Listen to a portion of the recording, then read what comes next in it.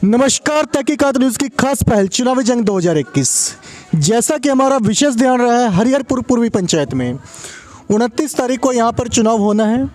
बहुत सारे उम्मीदवार मिले हैं, परंतु आज जिस उम्मीदवार से मिलने जा रहे हैं ये मुखिया पद में खड़े हैं और सबसे युवा उम्मीदवार हैं। बॉम्बे रह के इन्होंने वहाँ की टेक्निक देखी है और अपनी पंचायत में जब इन्होंने व्यवस्था देखी, मालपट्टी की सड़कें देखी, धर्मपुर की सड़कें देखी, तो मुखिया चुनाव में खुद खड़े हुए हैं। तो आइए उनसे मिलकर बातचीत करते हैं कि इस चुनाव में आपका क्या करना चाहते हैं, आप चुनाव की दशा और दिशा अपनी पंचायत की कैसे चेंज करेंगे। नमस्कार सर। नमस्कार। आपका शुभ नाम? मेरा नाम मोहम्मद एहतशाम आज़म है। मैं विक्की के नाम से अपने पंचायत में चर्चित हूँ। तो विक्की जी, आपकी पंचायत का पूरा नाम क्या है? हरिहरपुर पूर्वी पंचायत। कितने गांव पड़ते हैं आपकी पंचायत? 4 गांव हैं हमारे पंचायत। कौन कौन से गांव हैं?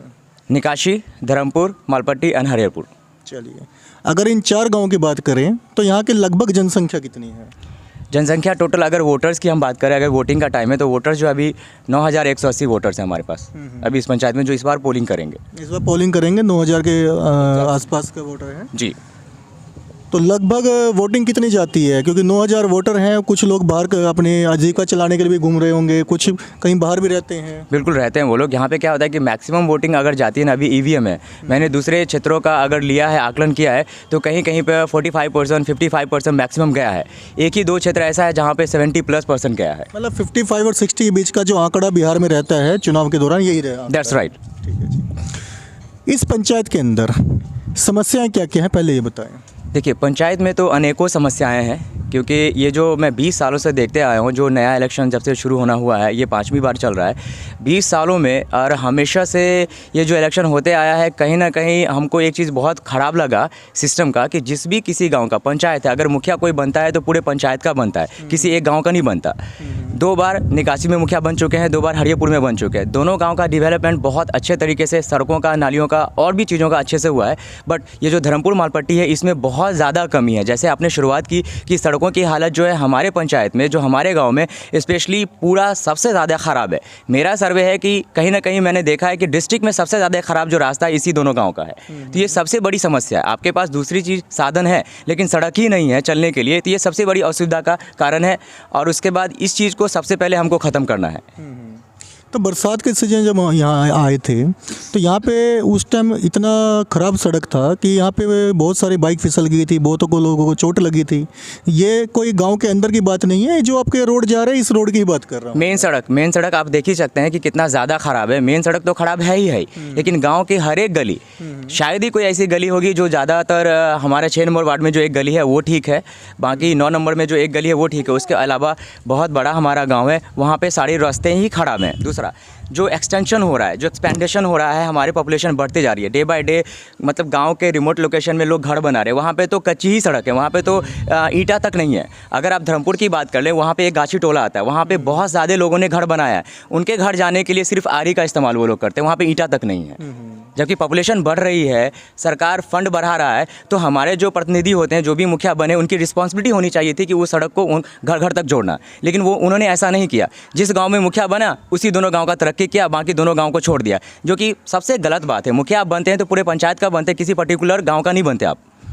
आपने बात करी निकासी और बात करी हरिहरपुर विकसित है, परंतु नालियों की आज भी दुर्दशा यहाँ पे है, ऐसा क्यों रहा? बिल्कुल है। ये इसकी जिम्मेदारी है जो अभी रह चुके हैं पोस्ट में, जो भी मुखिया बने हैं, ये उनसे सवाल करना चाहिए आपसे। आप एक मीडिएटर हैं, जनता, कैंडिडेट और आप एक मीडिएटर हैं, तीनों का एक कॉम्बिनेशन होता है। तो आपको उन मुखियाओं से पूछना है कि सड़क की जो हालात है वो ख़राब क्यों है, नाली की जो हालात है वो ख़राब क्यों है, गरीबों को जो घर नहीं मिल पा रहा है, पैसे ठीक से नहीं मिल पा रहे, वो क्यों ऐसा हो रहा है। जो आपके यहाँ पर जब मुखिया जी से बात करते हैं तो एक सबसे बड़ी समस्या है जो है पूरे बिहार में है, ये आपकी पंचायत में ही नहीं है।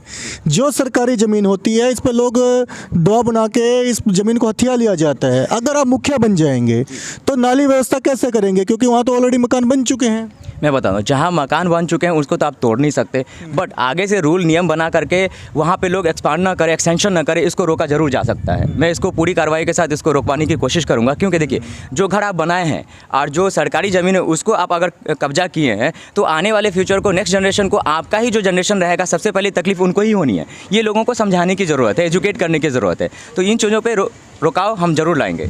नल जल की व्यवस्था पूरे बिहार में लागू करी गई, परंतु किसी भी पंचायत में, इतने पंचायतें हम घूम चुके हैं, नल जल की व्यवस्था सुचारू रूप से शुरू नहीं किया गया। इसके मुख्य कारण क्या रहे हैं? देखिए, एक चीज़ मैं कहना चाहूँगा, अभी जो हमारी सरकार जो है, बिहार सरकार है, उनके लिए मैं कटाक्ष नहीं करना चाहूँगा कि देखिए, नल जल की व्यवस्था जो शहरों में होती है वो ज़्यादा सक्सेसफुल होती है। वहाँ पे ट्यूबवेल नहीं होती, बाकी दूसरी साधन नहीं होती, वहाँ पे मोटर और नल जल की व्यवस्था ही होती है। हमारे गाँवों में लगभग हर घरों में ट्यूबवेल है, ठीक है। ट्यूबवेल की वजह से उनकी जो पूर्ति होती है पानी की, वो हो जाती है। सर, वो मोटर कहते हैं, ट्यूबवेल वही होता है जो शहरों में होता है। ये जो आपके घर में है, इनको नल का कहते हैं। और नहीं कर रहे हैं, आप समझने की कोशिश ये करें कि ट्यूबवेल जो हैंडपंप होता है ना, वो हर घर में लगभग यहाँ पे होता है। उस तरीके से जो व्यवस्था हमारी सरकार ने यहाँ पे बनाई है, ठीक है, अच्छी व्यवस्था है, लोगों को फैसिलिटी दी गई है, उसका सदुपयोग होना चाहिए, प्रॉपर उपयोग होना चाहिए, ये एक अलग बात है। लेकिन इसमें भी बहुत सारी चीज़ें, जैसे अभी यहाँ पे हमारे चौक पे एक है, वो शुरू नहीं है, तो इसकी जिम्मेदारी कौन है? जो एक्स मुखिया है, जो अभी जो प्रेजेंट पे मुखिया है, उनकी जिम्मेदारी है कि सुचारू रूप से उनको चलवाए। बाकी अगर हम आते हैं, जनता हमारी साथ देती है, नौजवान हमारे साथ देते हैं, माँ बहनों का दुआ रहता है, अगर हम इसमें कामयाबी होती है तो यकीन मानिए हर एक सिस्टम को सबसे पहला मेरा काम रहेगा कि समाज में जो भी चीज़ हैं, चाहे गैर सरकारी हो, जो प्राइवेट हो, सबको एक सिस्टम तरीके से चलाएंगे। और हम सब नवयुवक मिल करके, बड़े बुजुर्ग मिल करके सबको एक तरीके से बैठा करके एजुकेट करेंगे। और सिस्टम देखिए, सरकारी कोई चीज़ होती है, इसका मतलब ये नहीं कि सरकार का लापरवाही नहीं। सरकार का जो कोई चीज़ होता है वो हमारे ही इंटरेस्ट से आता है। हम जो पैसा देते हैं सरकार को, जो भरते हैं, उनसे ही सरकार हमारे लिए फैसिलिटी देती है। तो इन लोगों को मतलब कि जनता को एजुकेट करने की ज़रूरत है। वो लगता है कि अरे सरकारी है, इसका कोई मतलब रख रखाव नहीं होना चाहिए, कौन देखेगा, लापरवाही नहीं। उनको ये समझनी है कि हमारे जैसे जो बिजनेसमैन हैं, दूसरे लोग हैं, जो पढ़ते हैं, जो टैक्स पे करते हैं, उनके ही पैसा से गवर्नमेंट हमारे पास फैसिलिटी पहुंचाती है, तो वो हमारे ही पैसे होते हैं। इन चीज़ों को समझना और समझाना ज़रूरी है हमारी पंचायत में लोगों को। शिक्षा का स्तर बहुत बुरा है हर पंचायतों में। आपकी पंचायत की हाल कैसा है? देखिए, शिक्षा के अंतर की बात कीजिएगा, स्तर की बात कीजिएगा, तो यहाँ अभी भी हम लोग कैपिटल इंग्लिश स्कूल के प्रांगण में बैठे हुए हैं, सारे सपोर्टर के साथ, सारे भाई बहनों के, सीनियर के साथ। ये जो स्कूल है हमारा, ये प्रथम स्कूल है जहाँ से मैंने अपनी पढ़ाई शुरू की थी। ये जो स्कूल था पहले, जहाँ पे अभी टावर है मालपट्टी में, एक्सचेंज है, वहाँ पे था। उसके बाद यहाँ पे कुछ सालों पहले शिफ्ट हुआ है यहाँ पे। ये जो कैपिटल इंग्लिश स्कूल है, इसका एक शिक्षा का हमारे समाज में नहीं, हमारे पंचायत में हमेशा से एक बड़ा योगदान रहा है, ठीक है। तो ये स्कूल जो थी प्रथम हमारे बोल सकते हैं एक बड़े लेवल का प्रथम प्राइवेट स्कूल था, जिसमें हम लोग पढ़े हैं। आज इस स्कूल से पढ़ा बच्चा देश दुनिया के हर कोने में है। कोई डॉक्टर है, कोई MBA है, कोई इंजीनियर्स हैं, बड़े बड़े लेवल पे हर जगह पढ़ रहे हैं। तो शिक्षा का असर तो ज़रूर ठीक है, लेकिन जब मैं मालपट्टी में पढ़ा, उसके बाद दरभंगा गया, तो मुझे समझ में आया कि टेक्टार में पढ़ता था। इसके बाद मैंने ज्ञान गंगा अकेडमी में पढ़ा है। वहाँ से पढ़ के मैं दरभंगा गया, वहाँ पे ISC मैंने किया, CM साइंस कॉलेज में रहा था। तो वहाँ पे मेरे को समझ में आया कि जो क्वालिटी एजुकेशन मेरे को वहाँ पे मिलनी चाहिए थी टेक्टार में और मालपट्टी में, उसमें थोड़ा सा गैप था। फिर वहाँ से मैं पटना में गया तो मुझे समझ में आया कि अरे जो टेक्टार में और मालपट्टी में और दरभंगा में मिला, उसकी जो एजुकेशन क्वालिटी है उसमें भी गैप है। उसके बाद मैं दिल्ली गया, दिल्ली पढ़ा वहाँ पे, तो मुझे लगा कि नहीं, जो एजुकेशन हम लोगों को मिलनी चाहिए दरअसल में वो एजुकेशन नहीं मिल पा रही है। आज मैं यहाँ पे आने का कारण सबसे बड़ा ये है, देखिए, जो गवर्नमेंट का फंड होता है, गवर्नमेंट का फंड लाना, गरीबों का घर बनाना, गवर्नमेंट का फंड लाना, सड़क बनाना, ये कोई रॉकेट साइंस नहीं है, बहुत ही सिंपल है। अगर आप ईमानदार हैं, आपके अंदर डेडिकेशन है समाज का डेवलपमेंट करने का, अगर आपके पास कम्युनिकेशन स्किल्स है, जो हायर लेवल के, जो भी हायर हायरकी है, जो हायर अथॉरिटीज़ हैं, उनसे बात करने की आपके पास सलाहियत है, ये कोई बहुत बड़ा काम नहीं है। क्योंकि हम लोग एजुकेटेड हैं और हमको बिचौलिया से कोई लेना देना नहीं है। हम जो भी लाएंगे यहाँ पे आए हैं सिस्टम बनाने के लिए। ये 30% 40% इस पर फोकस रहेगा, रेस्ट 60 to 70% फोकस मेरा एजुकेशन पे ही रहेगा। कि मैंने ये फील किया है, हमारी बहनें, हमारे भाई जो लोग यहाँ पे हैं, जो क्वालिटी एजुकेशन मिलना चाहिए, जो मैं दिल्ली जाने के बाद, दुबई जाने के बाद रियलाइज़ किया वो नहीं मिल रहा है, उस सिस्टम को ठीक करना है। सबसे ज़्यादा ठीक होने की ज़रूरत, सड़कों से ज़्यादा शिक्षा को ठीक करना जरूरी है। आपके यहाँ पर एक सरकारी स्कूल है जो पिछले रोड पे पड़ता है, शायद इस स्कूल के अंदर वो व्यवस्था नहीं है, ना तो दीवार है, ना ही वहाँ गेट है, और स्कूल सड़क से बहुत नीचे है। बरसात में वहाँ बहुत दिक्कत रहती है। हाँ, पानी आती है बरसात में, मैंने देखा। आप शायद ये आप जो निकासी स्कूल है उसकी बात कर रहे हैं, हमने देखा वहाँ पे भी ये सारी जो अब असुविधाएं हैं, ये सारा एक रीज़न रहा है। 2 रीज़न है। एक कि जो गवर्नमेंट अथॉरिटीज़ है, जो उनको अथॉरिटी मिलती है उनको डेवलप करने का, वो उनमें भी कमी है। और जो हमारे सामाजिक लोग हैं, जो इंसान है, जो हमारे समाज में रहते हैं, उनको भी इस चीज़ का टेंशन नहीं है कि अरे सरकारी चीज़ है, बन गया, जैसे बन गया उससे क्या लेना, हमारे बच्चे प्राइवेट स्कूल में पढ़ते हैं, गरीब के बच्चे उसमें उसमें पढ़ते हैं ना, उससे हमको क्या लेना देना। तो दोनों के कॉम्बिनेशन से अगर कोई भी काम होता है तो गवर्नमेंट है और समाज है, दोनों के कॉम्बिनेशन से, दोनों की सूझबूझ से काम होगा। आप चाहिएगा कि सरकारी काम अच्छे तरीके से हो जाए तो वो नहीं होने वाला है। अगर आप चाहिएगा कि बड़े बड़े स्कूल और कॉलेजेस हम प्राइवेट खोल दें तो वो भी नहीं होने वाला है। दोनों के कॉम्बिनेशन से काम होता है। तो हमारी सरकार जो कहीं पर अगर चूक करती है, जो भी अथॉरिटी जो होती है वो चूक करती हैं, तो उतना ही गलती हमारे समाज के व्यक्ति का भी है। जो सोशल पर्सन है, जो यहाँ पे रहते हैं, जो सीनियर पर्सन है, जो भी यंगस्टर है, उनकी भी जिम्मेदारी बनती है कि उस काम को सुचारू रूप से सही ढंग से करवाया जाए। आज आप बहुत अच्छी बातें कर रहे हैं, सरकार की बहुत सारी कमियां गिनवा रहे हैं, मुखिया जी ने जो नहीं किया वो आप कह रहे हैं, परंतु इन पिछले 5 सालों में आपने कितने बार सरकार और मुखिया जी के खिलाफ आवाज़ उठाई, ये बताएं। मैं बताता हूँ आपको। मैं यहाँ पे जब पढ़ने के बाद 25 साल तक मैंने पढ़ा, MBA किया, उसके बाद मैं अपने रोज़गार के लिए मुंबई शिफ्ट हो गया। मुंबई से दुबई भी गया, फिर मुंबई आया, वहाँ पे as a sales and marketing manager काम कर रहा था। तो डायरेक्ट टच में यहाँ पे जो मुखिया लोग हैं, जहाँ पे कम्युनिकेशन हो पाता था, कोई किसी भाई का फ़ोन आया कि मेरा आधार कार्ड नहीं है, किसी भाई का फ़ोन आया मेरा राशन कार्ड नहीं है, किसी का मतलब कोई भी चीज़ जो मुखिया के द्वारा बनवाई जा सकती है उसको तो मैं रेगुलर टच में रह करके मुखिया से बनवा के देता ही था। प्लस जो भी एजुकेशन है या रोज़गार है, जो भी भाई मेरे सामने आते थे मुंबई में, जिनको इंटरव्यू का स्किल सिखाना हो या फिर रोज़गार दिलवाना हो या फिर किसी भी चीज़ की उनको ज़रूरत पड़ती थी देश दुनिया में, उनके साथ हमेशा खड़ा रहता था। किसी भी स्टूडेंट को कहीं पे एडमिशन लेना है, कहाँ पे लेना है, कौन सा कोर्स करना है, उसके लिए मैं हमेशा लोगों को घर से लेकर के पूरे पंचायत 2 शहर तक हमेशा से सपोर्ट किया हूँ। बट जो फील्ड में ग्राउंड लेवल पे जो यहाँ पे सीनियर रहते थे, जो आज भी मतलब कि यहाँ पे भी कुछ लोग बैठे हैं और आज भी हमारे समाज में हैं, उनकी ये रिस्पॉन्सिबिलिटी बनती थी कि अगर आप इलेक्शन लड़ते हैं तो इलेक्शन अगर जीत गए या हार गए तो आप साइड हो जाते नहीं। इलेक्शन लड़ने के बाद आपको रहना है। विपक्ष का भी सरकार में और राजनीति में बहुत बड़ा रोल होता है कि हम इलेक्शन लड़े और फिर उसके बाद हम भाग गए, छोड़ दे, कोई दूसरा मुखिया बना है। मैं कहता हूं कि दूसरे मुखिया जो बने हैं दूसरे गांवों में, उनकी उतनी उनकी गलती तो है, लेकिन उतनी बड़ी गलती नहीं है जितनी हमारी भी होनी चाहिए। अगर उन्होंने बनाया, अपने गाँव में डेवलपमेंट किया, तो हम विपक्ष में रह के उनसे अपने समाज में क्यों नहीं काम करवाया? तो दोनों तरफ गलती है। इंदिरा आवास योजना या प्रधानमंत्री आवास योजना आपकी पंचायत में देखा है कि मिला है बहुतों को। जी, मिला है। क्या इसके अंदर घूस का प्रावधान था? जी बिल्कुल मिला है। ये मैं जब यहाँ पे आया और जब मैं 3 साल पहले भी यहाँ पे आया था तो देखा था कि बहुत सारी ऐसी माँ बहनें थीं जो मुझे बोली कि जा कर के हरियरपुर बोलिए कि मेरे पास अभी पैसा नहीं है, जब आएगा तो उसमें से डिडक्शन कर लिया जाएगा, तो अभी काम करवा देने के लिए।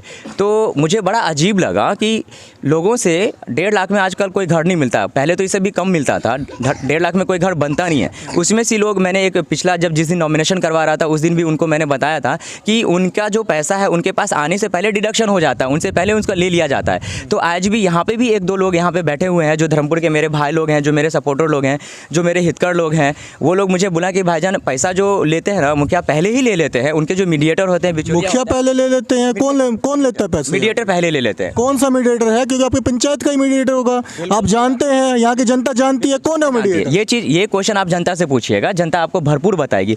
जो लोग को इंदिरा आवास का घर का मिला है, जिनको पैसा मिला है, उनका लिस्ट तैयार कीजिए और जिन लोगों को मिला उनके घर जाइए, उनसे पूछिए कि किस मीडिएटर को कितना पैसा दिया, वो बराबर आपको सही जवाब देगा। अगर मैं यहाँ पे कुछ बोलता हूँ, मेरे पास भी जानकारी है, तो लोग बोलेंगे कि अपना मतलब कि पॉलिटिकल मुद्दा बना रहा है, लोगों को कन्विंस करने की कोशिश कर रहा है, दूसरे की बुराई कर रहा है। मैं चाहता हूँ कि आपको फैक्ट नॉलेज मिलना चाहिए, फैक्ट जानकारी हो, ताकि आप डायरेक्ट जनता से बात कर करके आप जनता के सामने रख सके। 2021 का चुनाव आप जीत जाते हैं तो ऐसे कौन से 5 कार्य हैं जो आप सबसे पहले करवाएं? मैं सबसे पहले कहूँगा कि हमारे समाज में जो सड़कें की जो व्यवस्था है ना, मैं सबसे पहले उसको करवाऊँगा।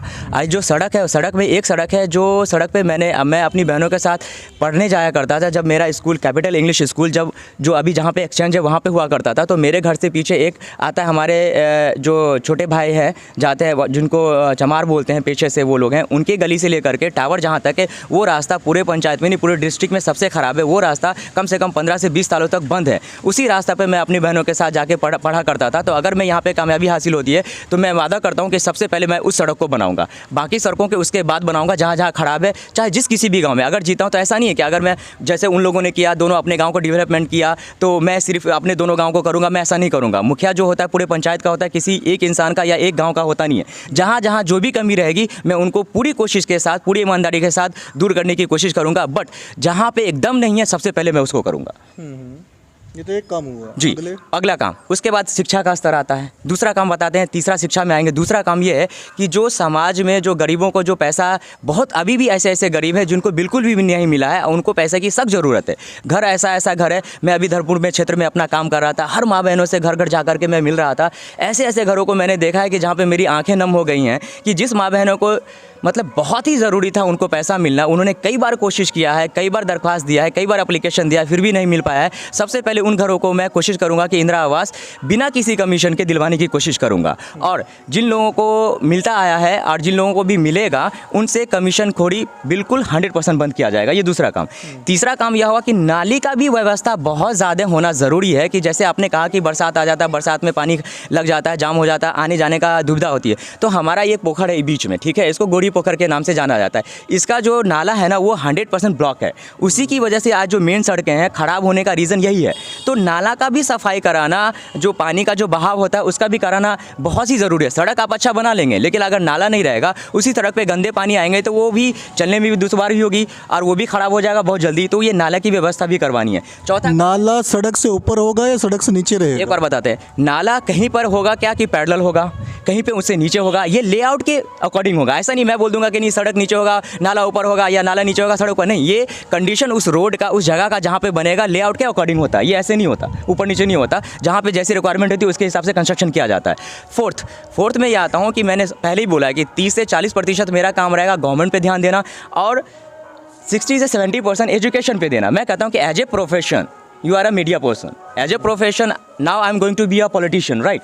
बट पॉलिटिशियन के बाद मैं पहले किसी का बेटा हूँ, किसी का भाई हूँ। अगर मेरी शादी होती है तो किसी का हस्बैंड हूँगा, किसी का, अगर मेरे पास बच्चे होंगे तो मैं उनका बाप हूँगा, मैं किसी का दोस्त हूँ, किसी का यार हूँ, किसी का भांजा हूँ, किसी का नाती हूँ, किसी का पोता हूँ। तो एक इंसान की अनेक रिस्पॉन्सिबिलिटीज़ होती हैं। मुखिया का अपनी जगह, उसके बावजूद भी जो रिस्पॉन्सिबिलिटीज़ है मैं सारी रिस्पॉन्सिबिलिटी को फुलफिल करने की कोशिश करूँगा। कि एजुकेशन है, हमारी माँ बहनें जिस तरीके से पढ़ी हैं उसको और बेहतर क्वालिटी एजुकेशन दूंगा। जिन घरों में जिनके पास 200, 300, 400 रुपया पैसा देने का प्राइवेट स्कूल में पढ़ने का या सरकारी स्कूल में उसके भेजने की सलाहियत नहीं है, समझ नहीं है कि उसमें भेजें, पैसे नहीं है कि प्राइवेट स्कूल में भेजें, उनको मैं एजुकेट करूँगा। उनके लिए एक अलग से अच्छा सा इंस्टीट्यूशन बनाऊँगा जिनको वहाँ पे अच्छे से एजुकेशन दूंगा। पहली बात कि 10th पास करते हैं, हमारे दोनों चारों पूरे पंचायत मिलकर के 100-150 आदमी 10th पास करता होगा, उसमें से 50% दरभंगा जा पाता है। उसमें से 10% 50% में से 10% बड़े शहरों में मेट्रोपॉलिटन सिटी में जा पाता है, कोई दिल्ली, बॉम्बे, कलकत्ता जा पाते हैं। उसमें से अगर वुमेन, अगर गर्ल की बात किया जाए तो गर्ल्स में से कम 2 से 3% ही दरभंगा और मतलब कि देश विदेश जा पाती हैं। बाकी हमारी हर माँ बहनें घर में ही रह जाती हैं, कोई आर्ट्स लेके, होम साइंस लेकर के, कोई दूसरा सब्जेक्ट लेके पढ़ती हैं, एग्जामिनेशन देने आती हैं और एग्जामिनेशन दे करके शादी विवाह करके अपने घर चली जाते हैं, जो सरासर गलत है।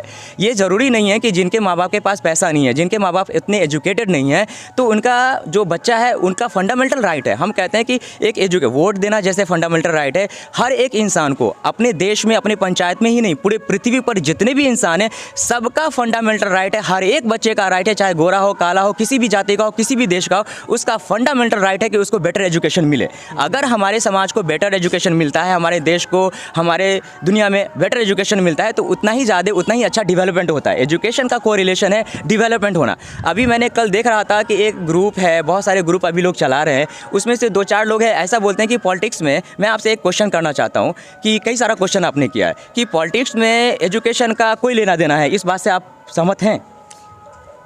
पॉलिटिक्स में वही होना चाहिए, अगर आपने कोई किसी खेल में भाग लिया है तो खेल मंत्रालय उसी को मिलना चाहिए। अगर आप बढ़िया किसान हैं तो शायद हो सकता है कि किसान मंत्रालय भी उसको मिलना चाहिए। Exactly. पॉलिटिक्स वही चीज़ है कि आपने पॉलिटिकल साइंस पढ़ा है तभी आप पॉलिटिक्स कर सकते हैं, अनपढ़ आदमी पॉलिटिक्स कभी नहीं कर पाएगा। That's right. लेकिन जो इंसान एजुकेटेड है, जो इंसान प्रोफेशनल है, जो इंसान का पेशा ही है लोगों की मदद करना, जो इंसान का पेशा ही लोगों को, चाहे बैंकर्स हो, पब्लिक हो, प्रोसिक्यूटर्स हो या प्रेस रिपोर्टर्स हो, उनकी मदद से लोगों तक आवाज़ पहुंचाना, क्या वो पॉलिटिशियन नहीं बन सकते?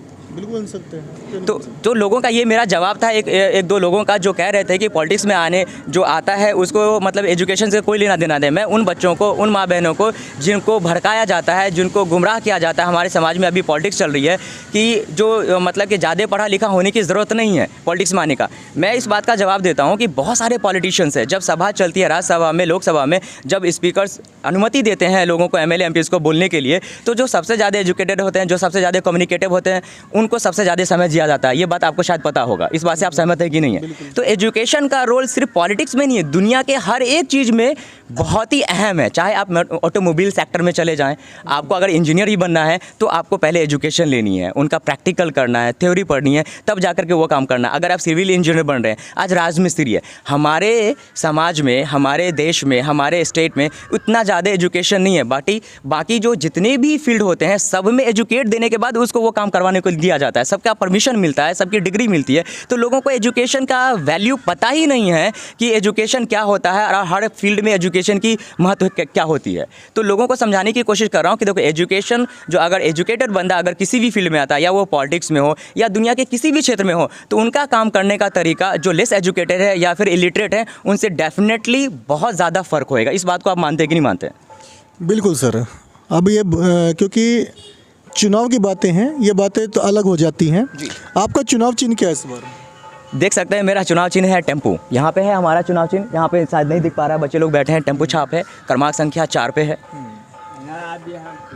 विक्की जी ने बहुत बढ़िया बातें कही, बहुत अलग इनकी सोच है। तो आने वाले चुनाव में 29 तारीख को आपका चुनाव है, अगर आप इनकी बात से सहमत हैं, अगर आप चाहते हैं कि युवा और एक ऐसा युवा जो क्रांतिकारी सोच लेके आए हैं, तो उसको 29 तारीख को टेम्पू छाप पर मोहर लगाएं और भारी वोटों से विक्की जी को जितवाएं और जुड़े रहे हमारे न्यूज़ तहकीकात के साथ। मैं एक चीज़ अपील करना चाहता हूँ अपनी जनता को आपके माध्यम से। मैं सबसे पहले आपका शुक्रगुजार हूँ, जो कैमरामैन है उनका भी शुक्रगुजार हूँ, जितने भी हमारे सीनियर यहाँ पे बैठे हैं भाई लोग हैं, हर गांव से आए हुए हैं, उनका भी बहुत बहुत शुक्रिया अदा करना चाहता हूँ। आपके माध्यम से मैं अपनी माँ बहनों को, अपने जो भी जनता है, बड़े बुजुर्ग को एक मैसेज देना चाहता हूँ कि लोग एक गुमराह जो फैला रहे हैं, अफवाह फैला रहे हैं, उन अफवाहों से दूर रहें।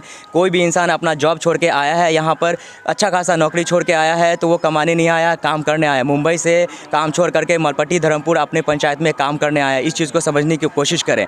आज जितने भी कैंडिडेट खड़े हैं कहीं ना कहीं अपना बिजनेस चला ही रहे हैं, कोई अपना बंद नहीं किया। मैं इकलौता ऐसा बंदा हूँ जो अपने रोजगार को बंद कर करके मुझे नहीं रहा गया। मेरे पिताजी यहाँ पे बैठे हैं, ये खड़े होने वाले थे, उनको मैंने समझाया कि पापा नहीं, ये यंगस्टर का ज़माना है। अभी जितने भी रिजल्ट आ रहे हैं चुनाव प्रसार में, सब यंग जीत रहे हैं। 21 साल की बेटी मुखिया बन रही है, 22 साल का बेटा, 23 साल का बेटा मुखिया बन रहा है, 22 साल की बहनें जिला परिषद बन रही है। इसका सबसे मुख्य कारण आप बता सकते हैं जनता को कि अगर इतने यंग जनरेशन पॉलिटिशियन बन रहे हैं, मुखिया पहले होता था कि 25 साल 50 साल का आदमी मुखिया बनता था, आज 21 साल 22 साल 23 साल का बच्चा मुखिया बनना, जिला परिषद बन रहा है। इसका सबसे मुख्य कारण क्या होता है, मैं आपके माध्यम से पूछना चाहता हूँ, आप क्या बोलेंगे? इसका मुख्य कारण है एजुकेशन। That's right. दूसरा मुख्य कारण है कि बुजुर्गों की राजनीति देख चुके हैं।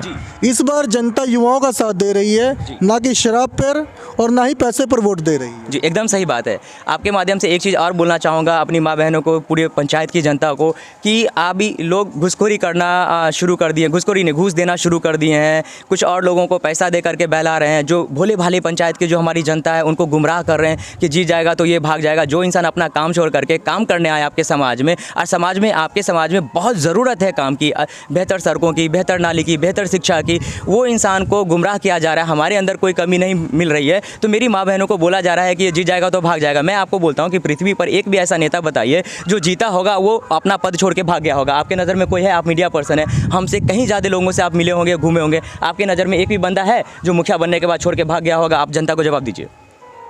ऐसा तो नहीं होता कि आप मुखिया बन जाते हैं तो आपकी जिम्मेदारी सबसे पहले आपकी पंचायत की है। पंचायत की होती है। जिस जनता ने उसको मुखिया बनाया है उसकी जिम्मेदारी, उनके प्रति भी उनकी जिम्मेदारी बनती है। बिल्कुल सही बात है। हम यहाँ पे काम करने आए हैं, तो काम करने अपना काम छोड़ के आए हैं, तो मैं जाऊँगा कहाँ अब जब मैं अपना काम छोड़ ही दिया हूँ, मैंने निश्चय कर लिया है, पूरा 100% डेडिकेटेड हूँ मैं अपने समाज का डेवलपमेंट करने के लिए, तो मैं जाऊँगा कहाँ? मैं तो अपना पूरा समाज को रख करके, समाज को रह कर करके समाज को संभालने आया हूँ अपना काम छोड़ने के लिए। तो मैं अपनी जनता को कहना, मैं कहीं नहीं जाने वाला हूँ। रिजल्ट चाहे जो भी हो, मैं एजुकेशन के फील्ड में काम करूँगा। पॉजिटिव रिजल्ट आया तो गवर्नमेंट का भी और एजुकेशन का भी, नेगेटिव आया, अल्लाह ना करे कि ऐसा हो, भगवान ना करे कि ऐसा हो, तो मैं अपने शिक्षा के क्षेत्र में अपना 100% दूंगा। विपक्ष में रह करके जो भी जीतेंगे उनको धन्यवाद देते हुए, विपक्ष में रह करके जो भी जनता है हमारी पूरे पंचायत की जो भी कमी रहेगी मैं उसको पूरा करवाने की कोशिश करूँगा। ये मेरा वचन है।